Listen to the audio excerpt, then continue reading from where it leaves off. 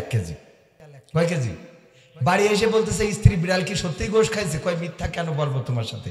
কয় না, তুমি তো মিথ্যা বলতে পারো না, কিন্তু সমস্যা হলো বিড়াল যদি মানে গোশ খেয়ে থাকে, তো গোশত তো কিনেছিলাম 1 কেজি, বিড়ালটা ওজন দিলাম সেটাও 1 কেজি। এখন আমার প্রশ্ন হলো, এ যদি গোশ খায় তাহলে সে বিড়ালটা কই? মানে এটা যদি গোশ হয় সে বিড়াল কই, আর এটা যদি বিড়াল হয় তাহলে গোশ কই? কারণ দুইটাই তো ওজন দিয়ে 1 কেজি হয়ে গেছে। তো এই যদি মুসলমানদের অবস্থা হয় তা হিন্দুরা কই? হ্যাঁ, কথা ঠিক আছে বাজান? বোঝা গেছে তো? মুসলমান এরকম মুসলমান হলে চলবে না, এই জাতীয় মুসলমান হবেন আর বলবেন যে পরিবর্তন আসে না। ফিলিস্তিনের দিকে তাকিয়ে দেখেন, তাদের বিপদ তারা নিজে হাতে ডেকে এনেছে। যখন ইহুদিরা ওই জায়গায় এসে আশ্রয় চেয়েছিল, আশ্রয় দিতে দিতে দিতে দিতে নিজেদের জায়গা ছাড়তে ছাড়তে এতটাই সংকুচিত হয়ে গেছে যে এখন প্রতিটা দিন লড়াই করছে, সংগ্রাম করছে, পৈতৃক ভিটা ফিরে পাচ্ছে না। বলেন ঠিক কিনা? কারণ কি? কারণ হলো অলস ছিল, নিজেরা খালি জমি বেশি খেয়েছে, ইহুদিদের কাছে জমি বেশি বেশি খেয়েছে, খেয়ে খেয়ে এখন ইহুদিরা মোটামুটি অর্ধেকের বেশি কিনা হয়ে গেছে। এখন ওদের তো পাওয়ার বেড়ে যাবে, ঠিক কিনা? অনেক দেখবেন যে পূর্বের জামানায় এই এলাকায় এসেছিল, ধরে নেন নোয়াখালী কি চট্টগ্রাম কি কক্সবাজার টেকনাফের কোনো মানুষ এসে একজনের বাড়ি কাজ করতো, করতে করতে সেই এই গ্রামে ধনী হয়ে বসে আছে। এরকম আছে না নাই? যে কাজ করতে আসছে তার বাড়িতে এখন সে কাজ করে না, বরং যাদের বাড়ি থেকে কাজ করতো তাদের বাড়ির লোক এর বাড়ি কামলা খাটে। মুসলমানদের অবস্থা প্রতিটা দেশেই এই অবস্থা হয়ে যাচ্ছে, কারণ আমার আপনার অলসতা। ওই যে চায়ের দোকানদার কোনোদিন আজান দেয় না যে আমার দোকানে আসো, কোনোদিন মাইকে ডেকে বলে না আমার দোকানে আসো।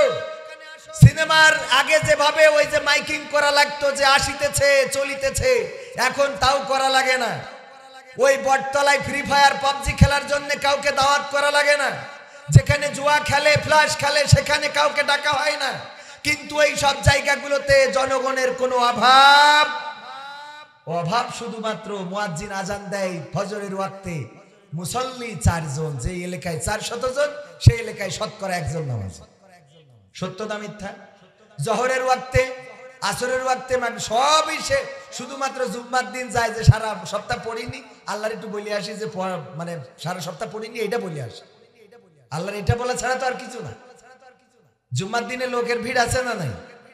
সারা সপ্তাহ নামাজ নেই, জুম্মার দিনে তাও পড়েন, পড়তে পড়তে আস্তে আস্তে নামাজি হয়ে যান।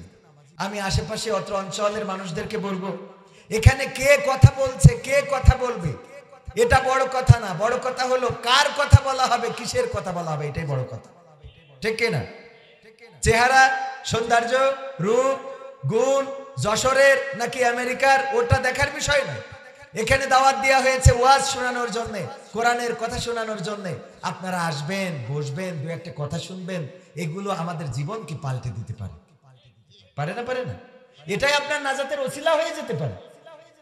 এই গ্রামে অসংখ্য মানুষ ছিল যারা আজকে গোরস্থানে ঘুমিয়ে আছে। আল্লাহ যদি শুনান তাহলে মাইকের আওয়াজটা বা ওয়াজের আওয়াজটা বা এই আজকের আলোচনার আওয়াজটা তাদের কানে যাচ্ছে, কিন্তু এখানে আসার মতো কোনো তৌফিক তাদের নাই। আসতে পারবে? কিয়ামত পর্যন্ত আসতে পারবে না। হয়তোবা যে গোরস্থানে ঘুমিয়ে আছে সে কোনো তাস খেলা লোক, সে কোনো ফ্ল্যাশ খেলা লোক, জুয়া খেলা লোক, অন্যায় করা লোক, জেনা করা লোক, ব্যভিচার করা লোক, সেই লোকটা যদি মাহফিল শুনে থাকে বারবার চিৎকার করে বলছে, ওগো মানুষের আমি ভুল করেছি, যার জন্য আজকে কবরে বেকায়দায় পড়ে আছি, আর এই ভুল করো না, তোমরা যাও শোনো কোরআনের কথা, বোঝো, আমল করো, আর কবরের খোরাক নিয়ে কবরে আসো। বলছে না? বলছে না? চিৎকার করে বলছে। কারণ আপনি যদি জেল খাটেন, জেল খাটার পরে যদি দেখেন কত কষ্ট, আসার পরে কি আপনি সন্তানদের সচেতন করবেন না যে জেলে বলো খুব কষ্ট, এই কাজ করো না, ওই কাজ করো না, এটা করলে ক্ষতি? বলবেন না? বলবেন না? ওরা বলার সুযোগ পাচ্ছে না, সুযোগ পাইলে এটাই বলতো, এটাই বলতো আমাদের ডেকে, ওগো মানুষেরা ভুলে কেন এখনো চায়ের দোকানে, কেন এখনো টেলিভিশনের সামনে, কেন এখনো তাস খেলার আড্ডায়, কেন এখনো ক্যারাম বোর্ড মারো, কেন এখনো ফ্রি ফায়ার খেলো? এগুলো খেলো না, সময়টাকে কাজে লাগাও, কারণ সময়টা বড় অল্প। অল্প না? আমি জানি না কতদিন বাঁচব, আপনি জানেন না কতদিন বাঁচবেন। আজকেও আপনাদের নাটোরের একজন ব্যক্তিকে ক্যান্সারের কেমোথেরাপি দিতে পথে রাজশাহীতে নিয়ে যাওয়ার পথে ট্রাক এবং সিএনজির অ্যাক্সিডেন্টে যাকে কেমোথেরাপি দেবে সেও মারা গেছে, সাথে তার মেয়ে, সাথে তার নাতি, সাথে আরো একজন এবং সিএনজি ড্রাইভার। মোট 5 জন মারা গেছে, এক পরিবারের 4 জন। আর যাকে ক্যান্সার থেকে বাঁচানোর জন্য কেমোথেরাপি দেবে সেই ব্যক্তি সহ 3 জন।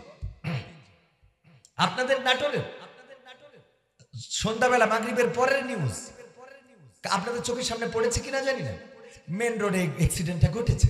এই মানুষটা যে ক্যান্সার থেকে বাঁচতে চেয়েছিল তার বয়স 75। কত? সাথে যারা মারা গেছে তার মধ্যে একজন ইন্টারমিডিয়েট পড়ে, তার যে নাতি শারমিন সম্ভবত নামটা, যদি ভুল না বলি, পত্রিকায় যেটা মানে অনলাইন ফ্ল্যাশে যেটা পড়লাম, শারমিন মেয়েটার নাম সম্ভবত। এই মেয়েটার এই পরে একাদশ শ্রেণীতে দাদাকে নিয়ে যাচ্ছিল, সাথে ছিল একটা মেয়ে, সাথে ছিল ওর মা, মানে ওই যে বৃদ্ধর মেয়ে। এই বৃদ্ধ মানুষটা মারা গেল, যে বাঁচতে চাইলো সে তো মারা গেল, সাথে আরো 3 জন যাদের এখনো বেঁচে থাকার বয়স আছে তারাও মারা গেল। আমরা আমাদের জীবনের কোনো নিশ্চয়তা আছে? নিশ্চয়তা নাই। সুতরাং আজকে যারা এখানে এসেছি এই রাতটুকু আমরা বেশি সময় নেব না, কালকে আবার অবরোধ। আমরা 12টার মধ্যে মাহফিল শেষ করবো ইনশাআল্লাহ। থাকতে রাজি আছেন? থাকবেন? যদি থাকেন তাহলে কথা বলবো। ছোট মানুষ আমার দাওয়াত দিতে গেছিল যখন আমার কলেজে, আমি বলেছিলাম আমি কিন্তু ছোট মানুষ, আমার মানে এই মানুষটারে দেখে শুনে যদি মনে হয় পছন্দ হয় তাহলে নিতে পারেন। জন্য নিয়ে যাওয়ার পরে কইেন না যে এইটুক মানুষ দাওয়াত দিয়ে নিয়ে আসছে কেন। বিয়ে দেওয়ার আগ পর্যন্ত মেয়ে দেখেন, বিয়ে দেওয়ার আগ পর্যন্ত ছেলে দেখেন, কিন্তু বিয়ে দেওয়ার পরে যদি কার মেয়ে খাটো, হাঁটতে পারে না, রাঁধতে পারে না, এই না, এটা কি মানা যাবে? যাবে না।